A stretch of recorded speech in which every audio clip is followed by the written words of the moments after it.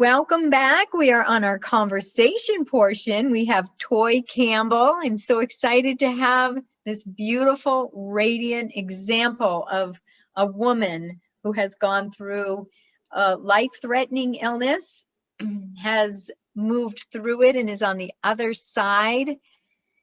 We just had a beautiful highlight on her. I hope you can listen to that. And here she is, radiantly healthy, vibrantly alive, full of love. That can't be contained. She's a light, the light of the world. And we're on Grace on Fire. We're going to have a spontaneous conversation. And we've been talking, right? In the highlight, we were really touching on some things about health and wellness and shifting our perspective into the positive. And we were also talking about going inside. And I love how you put it, Toi, in the highlight, living my life from the inside out. I absolutely love that. I love it. And you're going to love John's channeling in a minute or two. I cannot wait. Yes. Well, it's everything you just said. Really? But this whole living from the inside out, I think this is one of the biggest things that the world needs to focus on right now. It's been a constant theme in John's messages. It was the message today. And I believe that this is going to be, I'd like to say, our salvation. This is what's going to get us through humanity. You've come through almost death to vibrant life. And humanity is in a very, I don't know the best word, but we're in a very challenging circumstances right now. And maybe some of the same things that you have shared on your highlight, the living life from the inside out and changing the perspective from all the challenges that we're dealing with to the blessings we're dealing with. That can take humanity through this hump of these challenging times to a more thriving, vibrant, peaceful time on this planet as a humanity.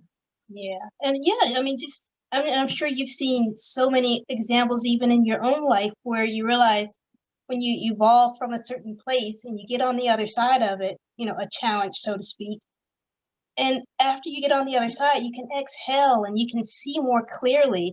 And yeah, you're at a different level of peace, and that place that you were at, you'll never go back there again. Like the lesson is learned. The hump has been conquered and moved away from it. And so I'm assuming, I'm pretty sure that just these little micro examples that we have in our own life, this is happening on this grand scale for our human race here. So we're in the thick of it now, but as we are getting through it, and as we get through it, after we get through it, oh man, when we look back on 2020 and some of these crazy times within this year, we're going to be like, whoo, we learned some lessons. Thank goodness we never have to do that again, and we're that much better for it, and we're just going to experience a newfound peace, which I'm looking forward to experiencing that as a whole on this earth. That's going to be awesome.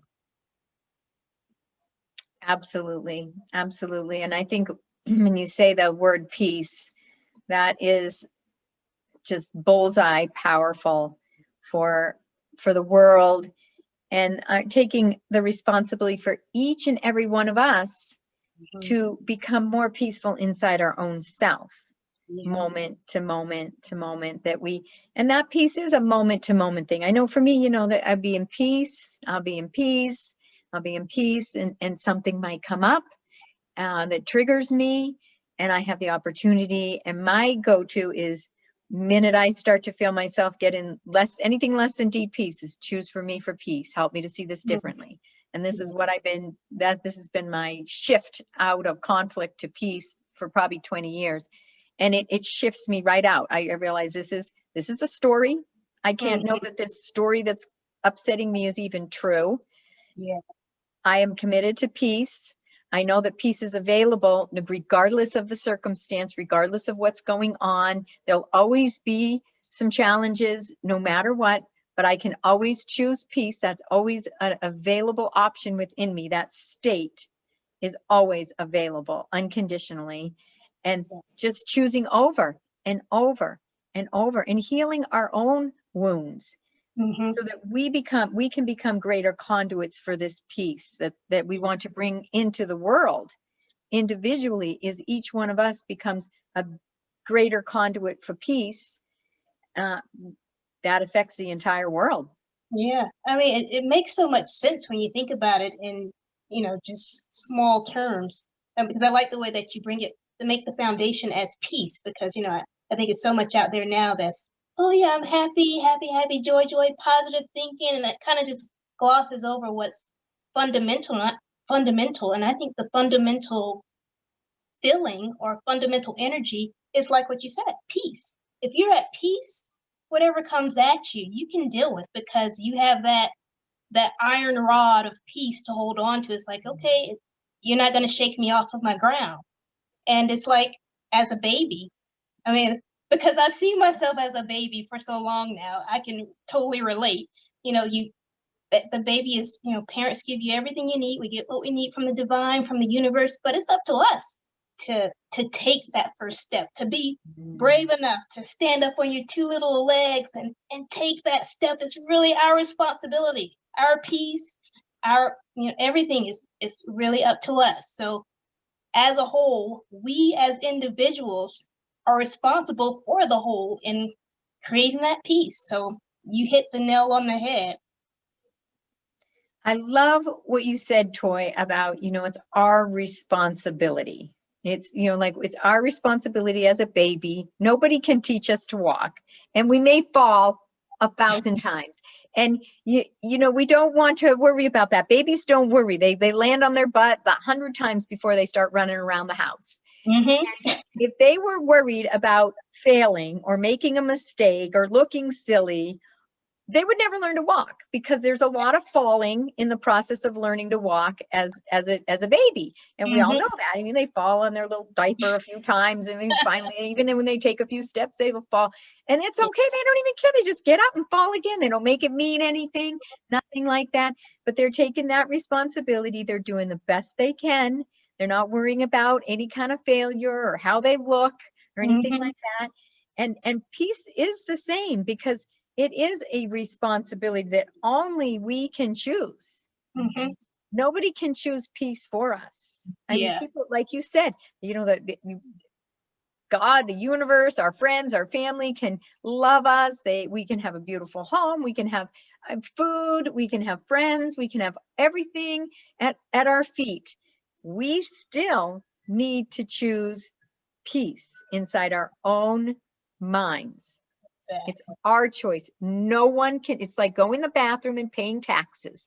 No one can do it for us. There you go. No one. Mm-hmm. And really, I mean, that can sound scary, but when you just dare to do it, dare to take responsibility, and you see how good it feels. Like, I'm sure after the baby kid realizes, wait, I can get around this house without mom, I'm sure that feels like, whoa, this whole thing is opening up to me. And when you start making those little choices to bring peace into your life and your existence, I mean, you get hooked in a way. It's like, I'll never be a victim to anything. I can always choose. And that's, I guess, one of the blessings and benefits of being in this 3D entity that we get to be here on Earth, is you get to learn about these choices and taking responsibility. I mean, of course, I don't know what it's like in any other realm, but just right here, just having this tactile experience, it's, oh man, I mean, talk about learning some lessons. You get them through and through, and it's so cool. Absolutely. And the universe is so kind in its Forgiving, yeah. mysterious way of always stimulating growth and Yeah. giving us the opportunities to grow. And sometimes that we go through our stuff, and we go through, and I love what you said. One of the things, when my mom passed earlier this year, the 1st of March. And it was a Sorry. very trying time through February while she was in hospice. And there was a lot of different things going on. And John said exactly what you said. I was on a walk and he said, you can choose peace regardless. You are not a victim. Do not go into because you just mentioned the victim. And I love this. I just want to remind, revisit it because it's so easy for our minds to go into victim, and that's not empowered. That's a not empowered way of being. And then we can notice I'm in victim because we all slip in there sometimes. We're human. I mean, it's there's a mass conditioning where we slip in, woe was me. Exactly. And when things are hard, it's human and it's innocent.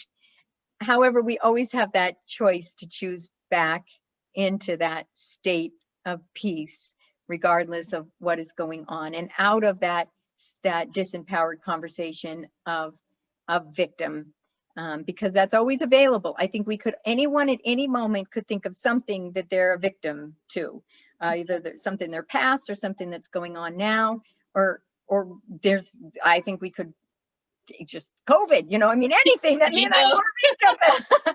But we have to rise above that low level vibration, that low level disempowered way of being, and say, no, I am an empowered human being. I can choose peace. It's my responsibility. I don't need anything out there. I don't need to rely on anything out there as my source to change in order for me to have peace. Because so often it's such almost an addiction to once the money's better, or once my relationships gets better, or once I lose the weight, or once I this, or I get the great job, or then your life will be solved. I will be at peace, or and it's giving your power away. Things outside yourself, and we're moving back into your conversation about living from the inside out. When we say inside me is my source. This is my source.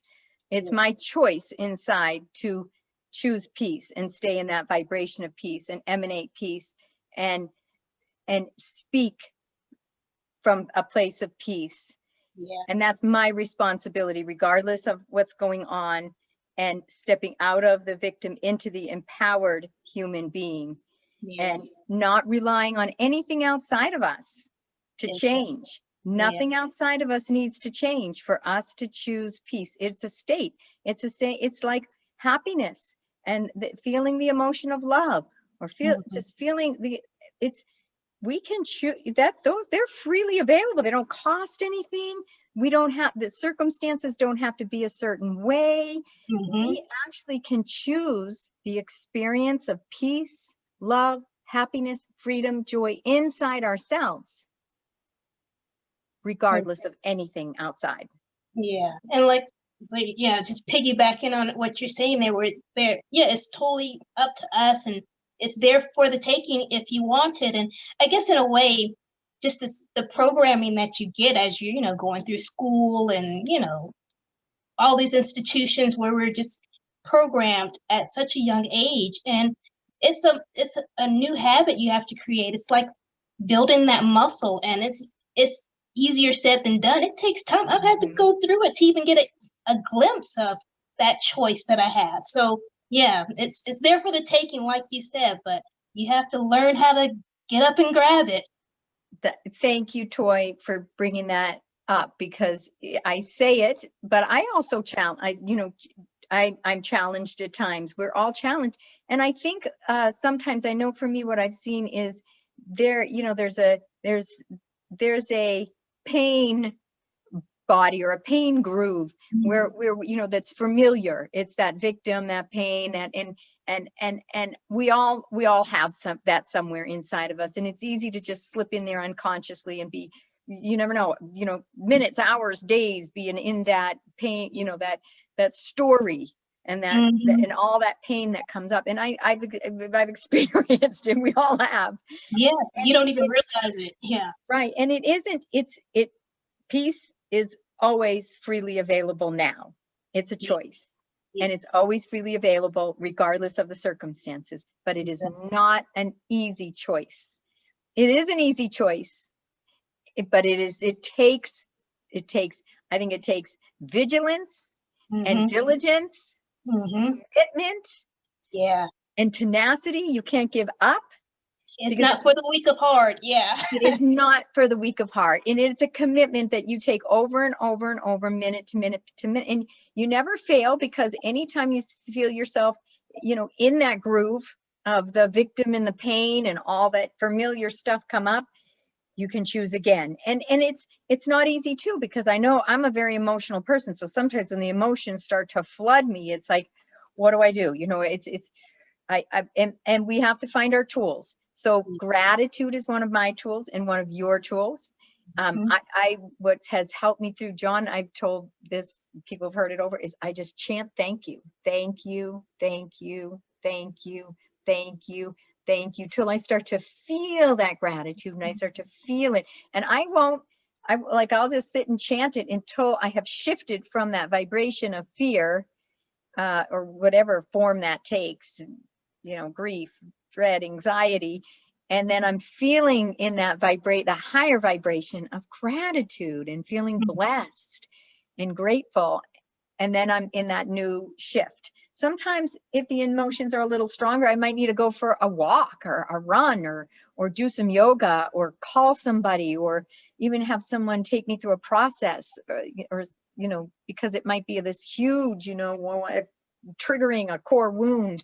But we do it to get ourselves back into that state of peace, because we're being responsible for ourselves and the planet and humanity. Yeah. And that's cool. Vibration. Yeah. I like that you even, added that in, because you did, when those emotions run high, they're a force to reckon with. It's hard to push through that and get on the other side. But I guess, I didn't think about it in those terms. When you do get on the other side, or you're able to find that catalyst to get you out of that place, I guess not only are you helping yourself, but you're helping this whole thing that we're in, this whole world. I didn't think about it in those terms. That's cool. Absolutely. One of the things John has been sharing a lot, and I'm going to share his channeling in just a few minutes, is that when that vibration of fear, when the mass amounts of people, of humanity, are joining in on that fearful vibration, it brings the whole vibration of humanity down. And that's when violence happens. That's when wars happen. That's when all the things that we don't want to happen on the planet happen, because it's a mass low vibration in fear. Masses of people in a very fear and dread and grief are the lowest of vibrations. And when we're in a mass consciousness around the globe, it brings the entire humanity down. And this is why the greatest thing we can do right now in this time is to keep our vibration high and keep ourselves out of the fear vibration and into the vibration of gratitude and love, compassion, connection to humanity, feeling that sense of hope for a better world. And we have to stay up in that vibration, and peace, most of all, as the foundation. And as we start to collectively, mass consciously choose that vibration of peace and love and gratitude, that will make the hugest difference on this planet than anything else. That is right on. You know what? Just being here with you right now, having this conversation, this is helping raise my vibration even more. So thank you. This is awesome. I mean, I feel the energy. So I know it's doing something good out in the world. Wow. Well, thank you for this beautiful conversation, Toi. I so love and cherish and adore you. You are the light of the world. You know what? I didn't realize that about your mom. So just real quick, I wanted to offer my condolence to you. I didn't know you were going through that this year. Thank you, Toi. Thank you, Toi. She's with Johnny. She's with Johnny. Yeah. Well, thank you for this conversation, Toy. This has been beautiful. I'm looking forward to next year. We do have a date. Yes, ma'am. I will be there.